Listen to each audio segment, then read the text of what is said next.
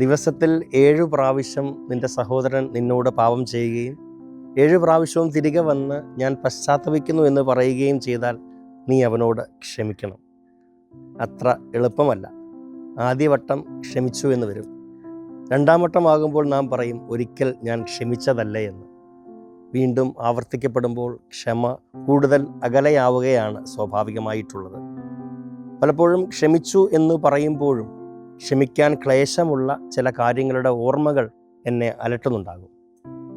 വാക്കുകളാൽ ഞാൻ ക്ഷമിക്കുമ്പോഴും എൻ്റെ ബുദ്ധിയും മനസ്സും ഹൃദയവും ഈ ക്ഷമയാൽ സുഖപ്പെടണം എന്നില്ല. നിർലോഭം ക്ഷമിക്കാൻ പരിശ്രമിക്കാം.